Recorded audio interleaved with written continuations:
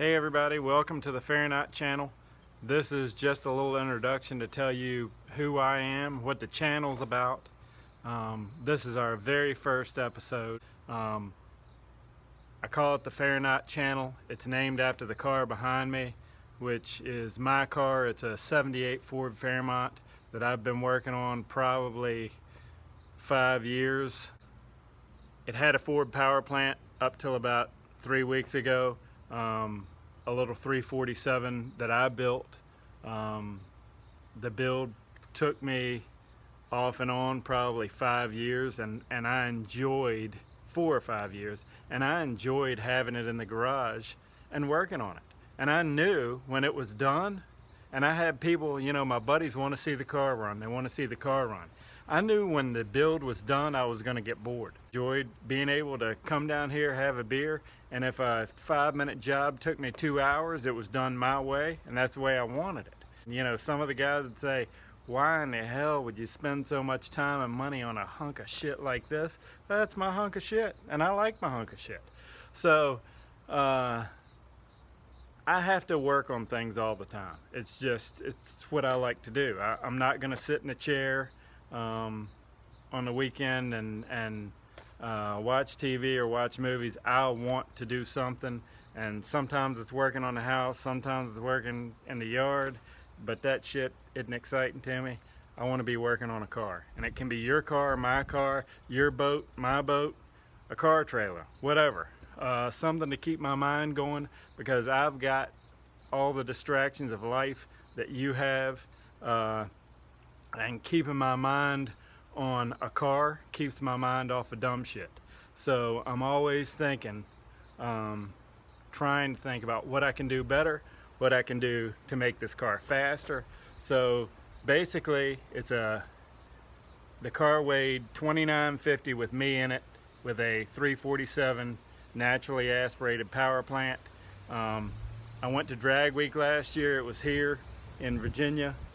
It's where it started and finished, and I got hooked. And I said, I want my car to run Drag Week, and the class I really love is that 850 street machine class, the power added engines, and I wanted to get to 850s. I decided I wanted to get to 850s. Well, as of Drag Week last year, 2019, I had not run the car yet. So I went ahead. Drag Week gave me the inspiration to get the car done. So I got the car done, took it to the track, and this build started out as a street build, not a track build. Took it to the track, right off the trailer. My first time ever down a drag strip, ran 1181. I had some rear end issues, brought it home, straightened the rear end up, took it out a couple weeks later. This was at the end of the year last year. Ran 1134. So that was not touching anything else. I'm sure that combo had 10s in it, but by that point 10s didn't interest me anymore. I want to run 8s in a street car. So that's what this build and this channel, for the to start out with, that's what this channel is going to be about. Let's take this 3,000 pound car, put a combo in it that'll run 8s. I didn't want to be the guy putting a Chevy power plant in a Ford, because everybody's done it, and I didn't want to do it. I like different stuff. That's why I've got a 4-door Fairmont behind me. But the LS Power, along with the Holly Terminator, is so attractive that I decided to go that way. And my initial thought was, let me sell this car and we're gonna find a GM to stick it in. But really, this car runs so well, or it ran so well, that it didn't make sense to go through a motor build and a car build at the same time, because it's gonna bog me down. Hey, the car is probably 50% ready to run 8s. So it's going to take less than buying a car off the street and trying to get it run 8s. So chances are what's going to happen is we're going to put this combination, I know we're going to put the combination in the car.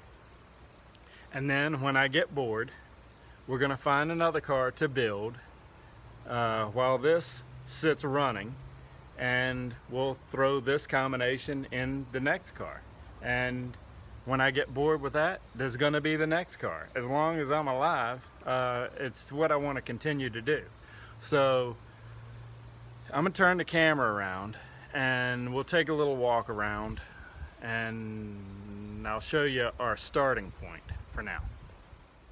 So first I'll let you know my garage looks just like 80% of your garages. It's got kids' toys,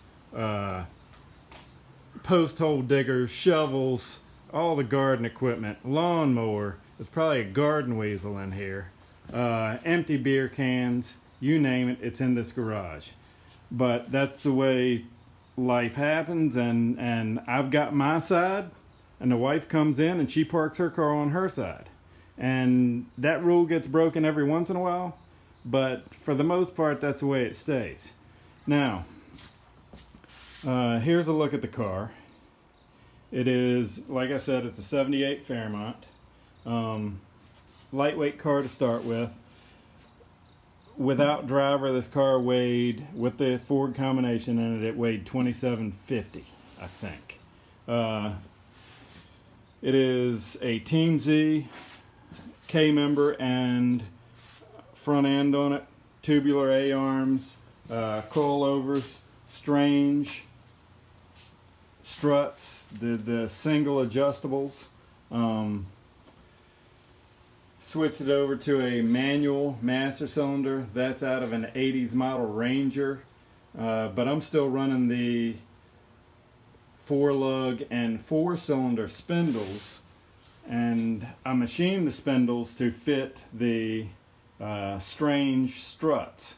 Well, running more speed, I'm probably going to have to run more brake, so I have an SN95 set of spindles and brakes, and chances are I'll swap that master cylinder out for a Willwood system, and we'll probably do the brake lines. The brake lines are, you know, circa 1978. I'll go ahead while the engine bay is empty and we'll swap brake lines out too. So a lot of room up front. I have a plan for the Team Z does not make a set of LS swap motor mounts for their Ford K member, but I have a plan. I've already ordered some motor mounts, and we'll deal with that when it gets here. I'll show you all about that stuff. This is an eBay manual steering rack, not a Flaming River. I'm very happy with it. Got QA1 bump steer kit on it with all the spacers I could get on it to get my bump steer right. Welded up, fabbed up the steering shaft. I can't remember whose camber caster plates I'm running at the moment. Still bench seat, full interior car. I got a pedestal for the shifter. I was running a Pro Ratchet shifter because I had a C4. It was a 3-speed. This build is going to be a Power Glide build, so I sold the shifter. Step in here if I've got enough light. Sit in here and you can see the dash. I'll go ahead and pull the column shifter out. I was in a rush to try to get this thing to the track last year, but I built that dash out of some, I think it's PVC or ABS off of Amazon. Basically hole sawed everything. Blower still works. It was a non-AC car from the factory. Wheel around here to the back seat. Fully functional back seat. Kids love the car. Take it on the street. And this thing, even with the 347, it was an absolute blast to drive. I got butterflies when the guy came to I gave a guy a ride in the car that was interested in buying the motor, and I got butterflies when he showed up because I really didn't want to sell the combination. I really didn't want to sell the motor. That combination in this car was a blast, but I knew to get faster I was going to lose streetability, and that's what I didn't want to do. So already set up with the battery box in the rear. Trunk is clean. That's the wiring for my fuel pump along with the relay there. So it is set up currently with an electric external pump. Got the on-off switch, kill the battery. One thing I would like to figure out is I'm probably going to go E85 in this car. And it still has a stock gas tank. So E85 absorbs water and that eats metal. We all know that. So chances are I'll go to a fuel cell. What I don't want to do is I hate gas smell in a car. So I don't want to throw a fuel cell in the trunk and deal with alcohol smell or gas smell in a car. It irritates me.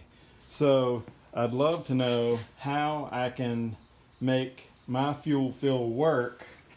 You can see the angle that comes down to go in the current tank, which the current tank rides under the wheel well, or the spare well, and up into this area here. I'd love to find out a way. I'd have to mount the fuel cell low enough that I could keep somewhat of a filler neck, doesn't have to be the stock filler neck, into my fuel cell so I can fuel the car externally.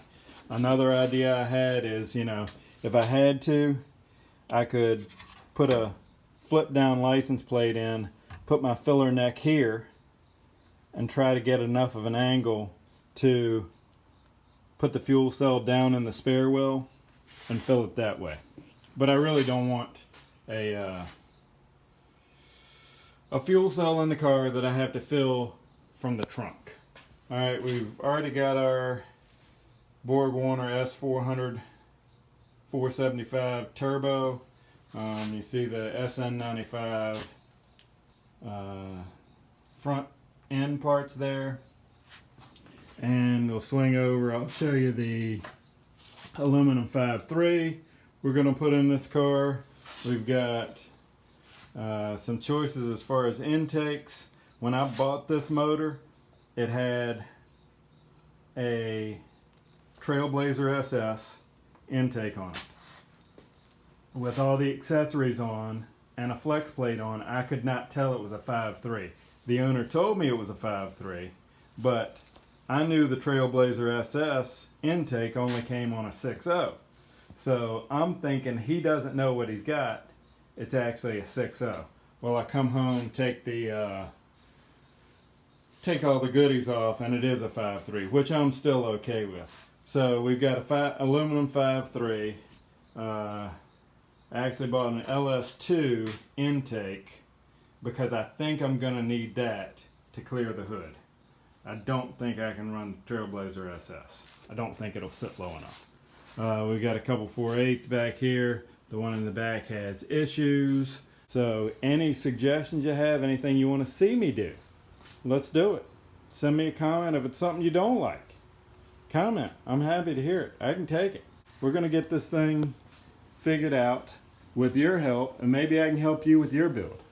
I can either come help you with your build, or I can answer questions. I'm happy to do either way. We'll get there together. You'll hear all about it. You'll hear the successes, the failures, all of it. So let me turn this thing around here. So thanks for watching. Like and subscribe. I'll try to keep the videos coming as work schedule dictates.